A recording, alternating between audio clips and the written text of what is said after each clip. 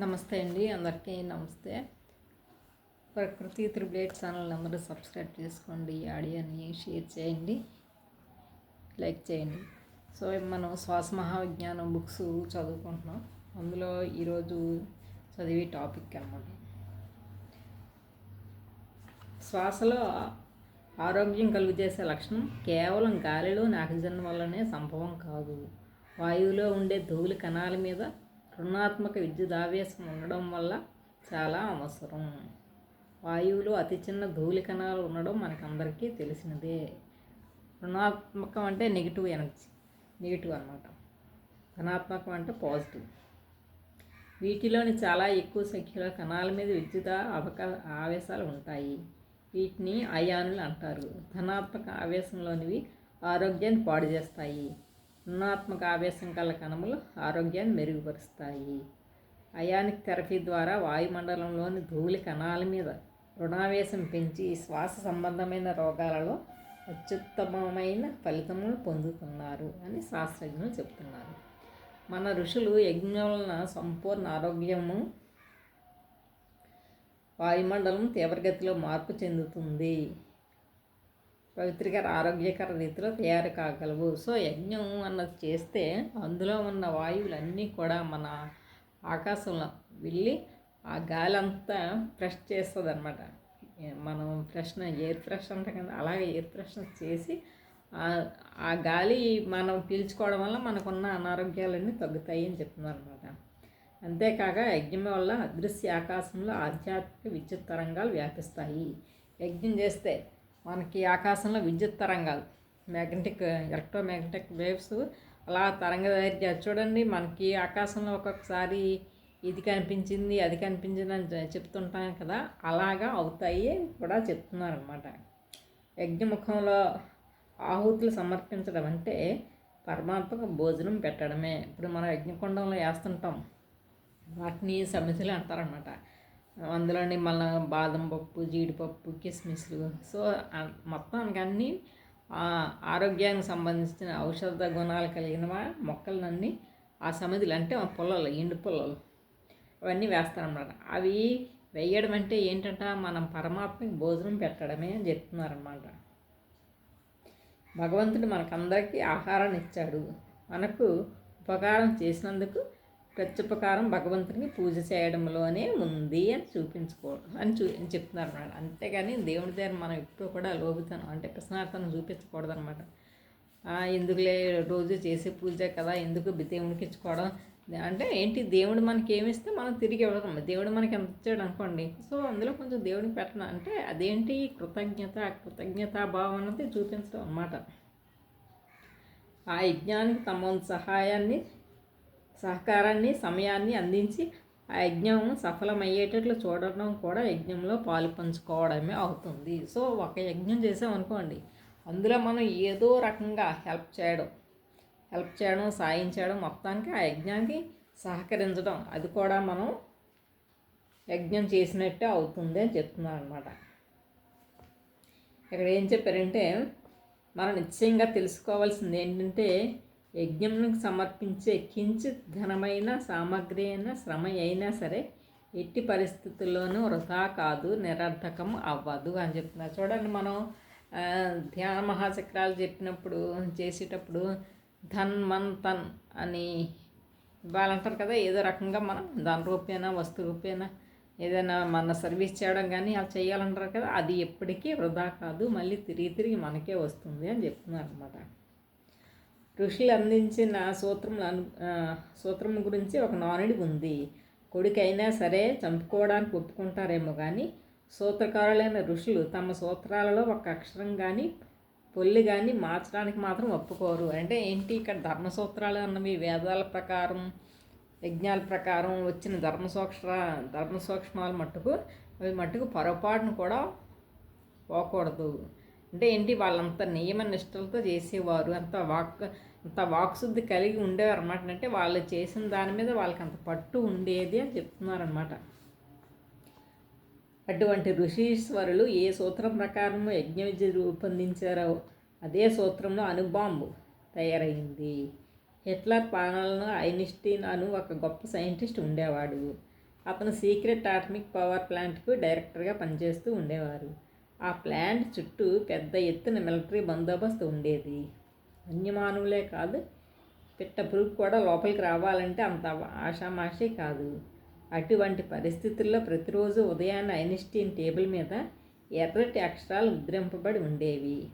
ఒక్కో రోజు ఈ ఎర్రని అక్షరాలు కాగితంపై ముద్రించబడి ఉండేవి. Don't do research on atomic energy, the time has not yet come అంటే ఉండేదన్నమాట. అంటే ఏంటి, అటామిక్ ఎనర్జీకి ఇంకా టైం రాలేదు, ఆ టైమే వచ్చినప్పుడు చెయ్యొచ్చు, నువ్వు మట్టుకి ఇది చెయ్యొద్దు అనేసి దాని టేబుల్ మీద ఎప్పుడు రాసి ఉండేది అనమాట. ఐన్స్టీన్ గారి టేబుల్ మీద ఈ అక్షరాలున్న కాగితాలు ఇప్పటికీ అమెరికాలో కాంగ్రెస్ లైబ్రరీలో ఉన్నాయి. ఈ ఎర్రని అక్షరాలతో ఐన్స్టీన్ పెద్ద ఎత్తున టెన్షన్ పెడుతున్నది ఎవరు? నీవు రీసెర్చ్ చెయ్యొద్దు, ఈ రీసెర్చ్ని తట్టుకునే శక్తి ఇంకా ఈ ప్రపంచానికి రాలేదు అన్న ఎర్రటి అక్షరాల కాగితాలు రోజు టేబుల్ మీద ఇంత రక్షణ వలయాన్ని ఛేదించుకొని ఎవరు రాశారు అనుకుని ఉంటున్నారు. ఎవరి అక్షరాలను రాస్తున్నారు ఐన్స్టీన్కి అంతుపట్టలేదు. కానీ హిట్లర్ తొందర పెట్టడం ఎక్కువైంది. అతని గొడవ భరించలేక బాంబు కనిపెట్టబడింది. దాని తర్వాత సంగతి మనకు తెలిసిందే కదా. అంటే ఏది, బాంబు దాడి జరిగింది. ఆ దాడికి జపాన్ పాపం ఇప్పటికీ కోరుకోలేదు. అంగవైకల్యాలు అలా ఇంకా కొనసాగుతూనే ఉన్నాయి. అంటే ఏంటి, ఇక్కడ ఈయనకి అదృశ్య శక్తి ఏ ఋషుల రూపంలోనే ఎవరి రూపంలోనే వచ్చి చెప్పింది, ఇంకా టైం రాలేదు ఎనబాంబు చేయడానికి అయినా అని చెప్పారు. అయినా కూడా ఏంటి, ఆ రాజుగారి పోరు పల్లాక, హిట్లర్ పోరు పల్లాక ఇంక చేశారన్నమాట. దానివల్ల ఏంటయింది, మొత్తం రెండో ప్రపంచ యుద్ధం వచ్చింది. 1936లో మొత్తం చాలా మట్టుకు పోయింది. జపాన్ పూర్తిగా పోయిందన్నమాట. జపాన్లో ఏదో ఊరు అనమాట, హిరోషిమా నాగసాకి అనే 2 ఊర్లు కూడా బాగా ఇదైపోయాయి అన్నమాట జపాన్ టైంలో అనమాట. అందుకని అలాంటివన్నీ కూడా ఏది ఎప్పుడు చేయాలో అప్పుడే చెయ్యాలి, అంతవరకు కానీ ఏమీ చేయకూడదని చెప్తున్నారు అనమాట. ఇక్కడ ఏంటి, యజ్ఞ ఏవ సవిత దక్షిణ సావిత్రి యజ్ఞ హైవ యజ్ఞస్థ దక్షిణ తద్యజ్ఞ ఇది ద్వియేని ఏకం మిథునం అని ఉందన్నమాట. ఇది ఎందులోదంటే గాయత్రి ఉపనిషత్తులోని 11వ జంట శ్లోకం అన్నమాట. శ్లోకాలన్నీ 2 టర్న్స్ 2 లైన్స్లో ఉంటాయన్నమాట. అవి యజ్ఞము సవిత దక్షిణ సావిత్రి, అంటే యజ్ఞము సవిత దక్షిణ సావిత్రి ఈ 2 అనమాట. యజ్ఞము ఎక్కడ ఉన్నదో అక్కడ దక్షిణ ఉంటుంది, ఎక్కడ దక్షిణ ఉంటుందో అక్కడ యజ్ఞం ఉంటుంది. మనం యజ్ఞమునకు దక్షిణకు ఉన్న సంబంధాన్ని పూర్తిగా మర్చిపోయాము. నవగ్రహ శాంతి లేక శనిగ్రహ శాంతి చేయించి దక్షిణ సమయానికి ₹1 పావలానో 2 పావలానో ఇవ్వాలని చూస్తాం. నీ యొక్క గ్రహ దోషాలను 9 గ్రహాల యొక్క నీ మోయలేని భారాన్ని అనుభవించాల్సి ఉన్న కష్టాన్ని నివారించడానికి ప్రయత్నించిన వాడికి ఎంత ఇస్తే అవుతుంది, ఆ భావనను అర్థం చేసుకోవాలి. ఇక్కడ ఏంటి మనకు చెప్తున్నారంటే, మనం చేసిన యజ్ఞం అంటే పని అనుకోండి, దక్షిణ అంటే మనం చేసిన సహాయం, మనం పని చేయించుకుంటాం, దానికి తగ్గ ప్రతిఫలం మట్టుకు ఇవ్వము అని చెప్తున్నారు అన్నమాట. దీన్ని సింపుల్గా అర్థం చేసుకోవాలంటే అదనమాట. అంటే ఏదైనా ఎంత కష్టపడ్డా ఆ కష్టానికి తగిన ప్రతిఫలం మనకి ఇవ్వాలి, ఎవరికైనా సరే ఇవ్వాలి అని చెప్తున్నారు. ఎక్కువగా ఇబ్బంది పెడుతోందనే శివాలయంలో ప్రదక్షిణలు చేసి, అంటే నవగ్రహాల దోషాలు ఉంటాయి కదా, శనిగ్రహ దోషం, రాహుగ్రహ దోషం అలాంటివి ఉంటాయి కదా, అలాంటివి ఎక్కువగా ఇబ్బంది పెడుతుందని శివాలయంలో ప్రదక్షిణాలు చేసి నువ్వులో మరొకటో దానం ఇవ్వాల్సి వస్తే ఒక బక్క చిక్కిన బ్రాహ్మణికి వెతికి పట్టుకొని ఈ అమాయక అర్చకుడికి మన పీడనంతా అంటగెట్టాలని చూస్తాం. అంతే కదా, మనం చేసే పనులు అలాగే ఉంటాయి, మన మనుషులు చేసే పనులు అలాగే ఉంటాయి అన్నమాట. అతను ఈ పీడంతా మోయగలడా అని కూడా ఆలోచించాం. మొత్తం శనిపీడంతా వాడికి బదిలీ చేసేస్తాం. చివరకు దక్షిణ కింద ఎంత ఇవ్వాలని ఎక్కగడుతుంటాం. ఇది అన్యాయం. నీకు పట్టిన పీడ వాడు తీసుకోవడానికి ముందుకొచ్చాడు, తీసుకున్నాడు. అతనికి ఎంత ఇస్తే నీ రుణం తీరుతుంది. అలాంటి వారి మనం ఏమిచ్చి రుణం తీసుకుంటాం, రుణం తీసుకోగలం. అంటే మనం ఎవరికైనా దానం ఇచ్చినప్పుడు సఫిషియెంట్గా మనస్ఫూర్తిగా దానాలంటూ ఇవ్వాలి అని చెప్తున్నారు. యజ్ఞం ఎక్కడ ఉంటుందో అక్కడ దానం ఉంటుంది అని చెప్పే ఈ శ్లోకం రూపాయి పావలాతో గోదాన ఫలితం వచ్చేస్తుందని భ్రమించకండి అని చెప్తుంది. యథాశక్తి అంటూ ఓ పావలా సర్వభావ్య అక్షతాన్ని సమర్పయామి. అలాగే ఏదో పావలా రూపాయి ఇచ్చి కాకుండా మనం ఎప్పుడైనా దక్షిణ ఇచ్చినప్పుడు మటుకు ఎక్కువ మొత్తంలో దక్షిణ ఇవ్వాలి, వాళ్ళందరికీ ఉపయోగపడేలా ఉండాలి. అంతేగాని మనకి ఎంతో ఉండి కూడా మనం దానం చేయడం అలాంటి బుద్ధి ఉండకూడదు. ఉన్నదన్నతలో ఉంచుకోవాలి. బాగా ఎదుటి మనసు సహాయం చేయాలి అని ఒక మొక్కలో చెప్పాలంటే సహాయం చేయాలి అని చెప్తున్నాడు అనమాట. గురుదేవులు గ్రహించిన యజ్ఞ విద్యను ఉపయోగించుకొని రకరకాల కామ్య ప్రయోజనాలను పొందవచ్చు. ఇక్కడ గురుదేవులు చెప్పినటువంటి ఈ యజ్ఞాలు చేసే రకరకాల కామ్య ప్రయోజనాలు అంటే మన కోరికలు అన్నమాట. కామ్యం అంటే కోరికలు అంటే పిల్లలకి పెళ్ళిళ్ళు అవ్వడం, లేకపోతే వాళ్ళకి మంచి ఉద్యోగాలు రావడం, జాబులు రావడం, అలాంటివన్నీ చేసుకోవచ్చు అని చెప్తున్నారు. అంతేకాక యజ్ఞోథెరపీ అనే ఓ అమోఘమైన వైద్య విధానంలో భూత గ్రహశాంతి, హిస్టీరియా, ఉన్మాద రోగములు అంటే పిచ్చివి అలాంటివి అన్నమాట. మేహరోగములు అంటే షుగర్, బీపీలు అలాంటివి, కుష్టు, క్షయ మొత్తం ఇలాంటివన్నీ కూడా ఈ యజ్ఞ విద్యను నేర్చుకోవడం వల్ల మనం సరి చేసుకోవచ్చు అని చెప్తున్నారు. ఈ యజ్ఞోథెరపీ అమోఘప్రదమైనది. ముఖ్యంగా వాస్తు శాంతి కొరకు వాస్తు శాంతి హోమము. దీనితో మన ఇళ్లల్లో శాంతి వాతావరణం నెలకొల్పి గృహంలో కోల్పోయిన ఐకమత్యాన్ని, శాంతియుత వాతావరణాన్ని తిరిగి పొందవచ్చు. అదే కాకుండా శుభకార్యములతో పాటు అనేక మన ఇంటిని సకల సమర్థ సద్గురువులు, సమస్త దేవతలు, సకల శుభాల కేంద్రముగా, స్వర్గతుల్యముగా మార్చుకొనవచ్చు. చూడండి, ఇంట్లోని మనం ఎప్పుడైనా సరే యజ్ఞాలు కానీ హోమాలు కానీ చేసుకుంటూ ఉంటాం.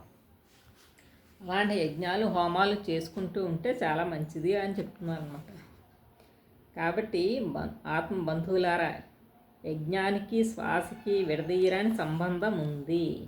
మనం ఏ గురువు యొక్క శిష్యులమైనా సరే, ఏ దేవత యొక్క ఉపాసకం చేస్తున్నా సరే, మనం తెలుసుకోవాల్సిన ముఖ్య విషయం శ్వాస గురించి, అనగా ఊపిరి తీసుకునే విధానం గురించి.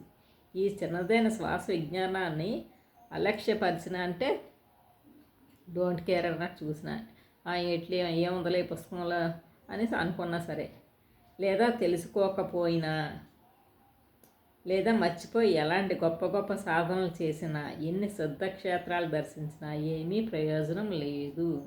శ్వాసకు సంబంధించిన ప్రయత్నములు ఏమీ చేయకుండా ఎంతమంది గురువులు దర్శనం చేసుకున్నప్పటికీ, ఎన్ని ఉపవాస దీక్షలు చేసినప్పటికీ, ఎన్ని స్తోత్రాల పారాయణ చేసినప్పటికీ ఏమీ ప్రయోజనం అని చెప్తున్నారు. అంటే ఏదైనా సరే శ్వాస అంతే కదా. శ్వాస ఉంటే శివం, శ్వాస లేకపోతే సగమం అంటారు కదా.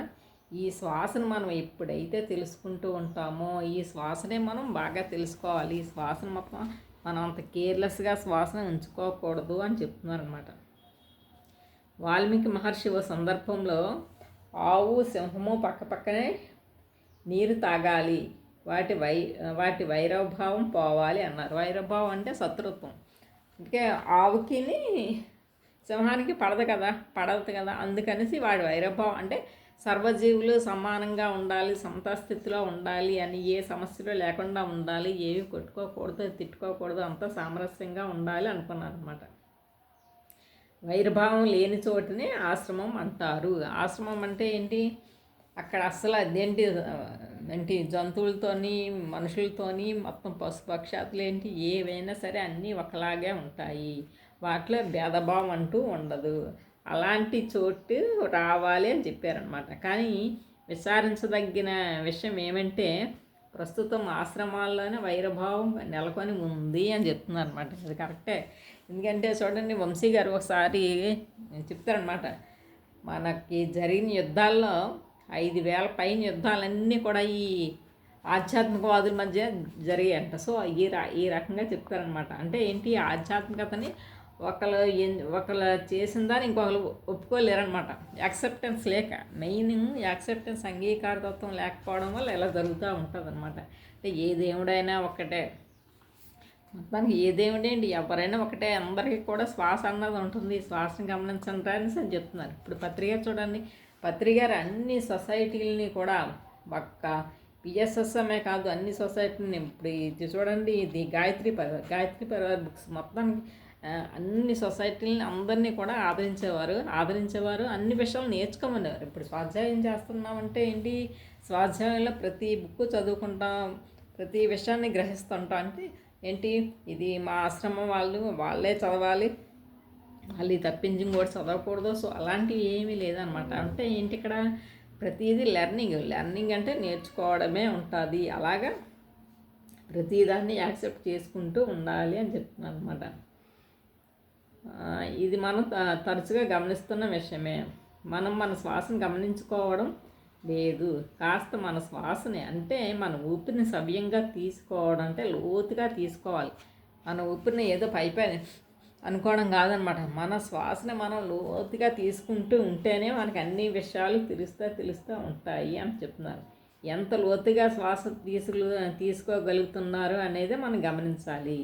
ఊపిరి నిండుగా లోతుగా తీసుకుంటే చాలు, మిగతా అన్ని రంగాలలో విజయం సాధించడం మొదలు పెడతారు. చూడండి, మన ఊపిరిని ఎప్పుడైతే మనకి మామూలుగా ఊపిరి మనకి చెస్ట్ వరకే ఉంటుంది అనుకున్నా, కాకపోతే ఊపిరిని నాభి వరకు తీసుకుంటే మటుకు అలా ప్రాక్టీస్ చేస్తూ ఉంటే చాలా రిజల్ట్ కనిపిస్తూ ఉంటుంది అన్నమాట.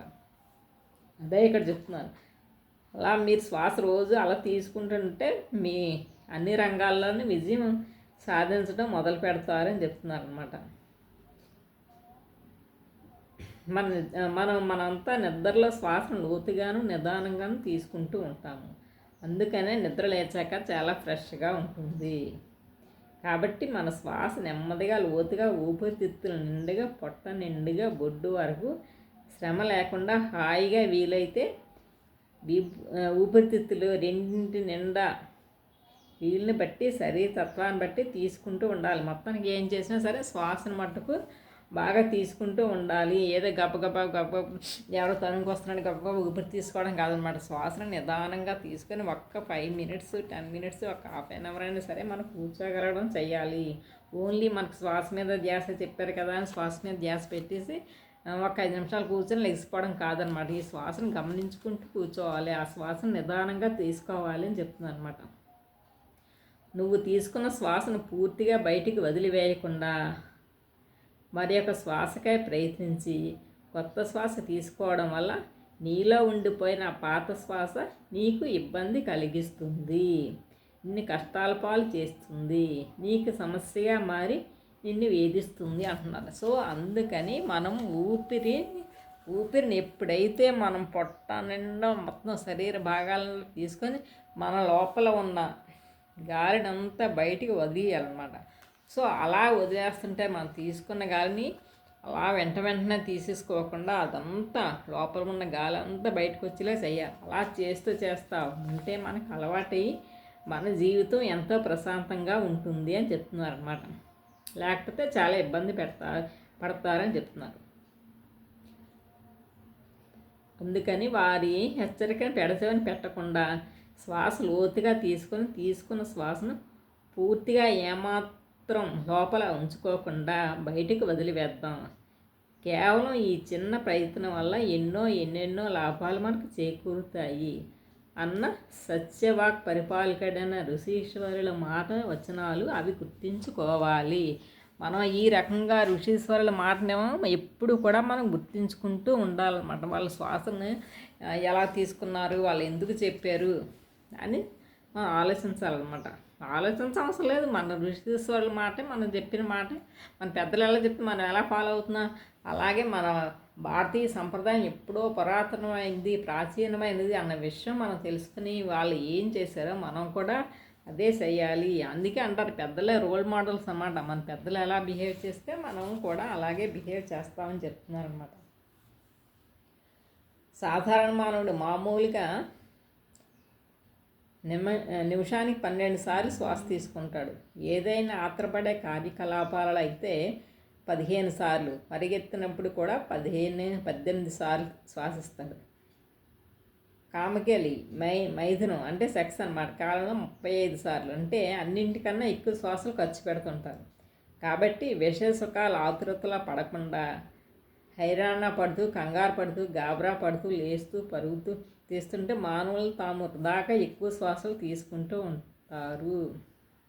అంటే ఇప్పుడు నవేడేస్ చూడండి అంత స్పీడ్ అయిపోయింది, ప్రతి పని స్పీడు. రోడ్డు మీదకి వెళ్తే బస్ తప్పొద్దని స్పీడ్, అన్ని స్పీడ్ అనమాట. ఈ స్పీడ్గా ఉండడం వల్ల ఏంటి, మన శ్వాసలు కూడా మనం ఎక్కువ తీసుకుంటూ ఉంటాం. ఎక్కువ శ్వాసలు ఎప్పుడైతే తీసుకుంటూ ఉంటామో మనకి లైఫ్ టైం తగ్గిపోతూ ఉంటుంది. ప్రాణికోటికి భగవంతుడు ఆయుష్ను శ్వాస లెక్కల్లో ఇవ్వడం జరిగింది. మనం అనుకుంటాం నిండు 100 ఏళ్ళు, 50, 60 ఏళ్ళు, 90 ఏళ్ళు అనుకుంటాం, కానీ మనం తీసుకునే శ్వాసను బట్టే మన జీవితం ఉంటుంది. అందుకని మనం శ్వాస మీద ధ్యాస పెడితే మనకి నిమిషానికి 15 సార్లు తీసుకున్న శ్వాస అలా తగ్గించుకుంటూ ఉంటాం. దానివల్ల ఏంటి, మన ఆయుష్ కూడా పెరుగుతూ ఉంటుంది అన్నమాట. శ్రీ భగవాన్ వెంకయ్య స్వామి అనేక సందర్భాల్లో ఈ లెక్కల గురించే ప్రస్తావిస్తూ హెచ్చుతగ్గులు వస్తంలా అంటూ ఉండేవారు. అంటే ఏంటి, రోజుకి 21,600 సార్లు శ్వాసించేవారు సుమారు 100 సంవత్సరాలు జీవిస్తే అవే శ్వాసలను రోజుకి 21,600 సార్లకు బదులు ఓ 30-40 వేల వరకు ఖర్చు చేసుకుంటే అల్పాయుష్య గల వాడవుతాడు అని చెప్తున్నారు. అంటే మన శ్వాసని మనం జాగ్రత్తగా ఉపయోగించుకోవాలి అని చెప్తున్నారనమాట. ఉదాహరణకు ఓ శిశువుకు 3 నెలలే ఆయుర్దాయం అనుకుంటే భగవంతునిచే ఇవ్వబడిన 19,44,000 శ్వాసలు ఉన్నందువల్ల అవన్నీ వ్యయమైపోయిన వెంటనే జీవుడు ఆ శరీరంను వదిలిపెట్టి పోతాడు. అనగా రోజుకి 21,600 శ్వాసల చొప్పున 90 రోజులకి 19,44,000 శ్వాసలు పూర్తవుతాయి. కాబట్టి ఈ శ్వాసలను పొదుపుగా వాడుకొని మన ఆయుర్దాయాన్ని మనమే పెంపొందించుకునవచ్చును అని చెప్తున్నారు అనమాట. అంటే ఏంటి ఇక్కడ చెప్పడం ఏంటంటే, మన శ్వాసను మన ఆయుష్ మనం పెంచుకోవాలంటే మనం శ్వాస మీద ధ్యాస పెట్టాలి. ఇప్పుడు చాలామంది చూడండి టెన్షన్ల మీద, బీపీల మీద, షుగర్ల మీద ఊరికే టెన్షన్ పడిపోయి ఆయుర్దాయం తగ్గిపోద్ది అనమాట. ఆయుర్దాయం తగ్గిపోకుండా ఉండాలి అంటే మన శ్వాస మీద ధ్యాస పెట్టాలి. శ్వాస మీద ధ్యాస పెడితే మన ఆయుష్ పెరుగుతుంది. ఎందువల్ల పెరుగుతుంది, మన కౌంటింగ్ తగ్గుతుంది అన్నమాట. నిమిషానికి 15 సార్లు చేసి దానికి గల తగ్గుతూ ఉంటుంది. తగ్గుతూ ఉండి ఎప్పుడు వస్తుంది అంటే నిమిషానికి 4-5 శ్వాసలు తీసుకుని వరకు వస్తుంది. కొంతమంది అయితే నిమిషానికి ఒక్కటి కూడా తీసుకుని అలా వస్తుంది. మన బుక్లో చదివాను, నిమిషానికి ఒకసారి తీసుకుని శ్వాస అనమాట. అంటే ఆ లైఫ్ టైం అలా పెరుగుతూ ఉంటుంది అన్నమాట. మనం కూడా శ్వాస మీద ధ్యాసను కరెక్ట్గా పెట్టి దాని మీద ఉంచుకుంటే, దాని మీద ఏకాగ్రతగా మనం సాధన చేస్తూ ఉంటే మనం లైఫ్ టైంను మనం పెంచుకోవచ్చు. లైఫ్ టైంని పెంచుకొని ఏం ఉద్ధరించాలంటే ఇలాగే ధ్యాన ప్రచారం చేసుకోవచ్చు, ధ్యానాన్ని ఇంకా చెప్పచ్చు, ఉన్న జీవితాన్ని ఆనందంగా జీవించవచ్చు అనమాట. లైఫ్ టైం ఎందుకు పెరగాలి, ఎందుకు ఉంచుకోవాలంటే మనం ఉన్న టైంని ఆనందంగా జీవించడం కోసం మనం పెట్టుకోవాలి అని చెప్తున్నాను అనమాట. ఓకే అండి, థ్యాంక్ యూ వెరీ మచ్.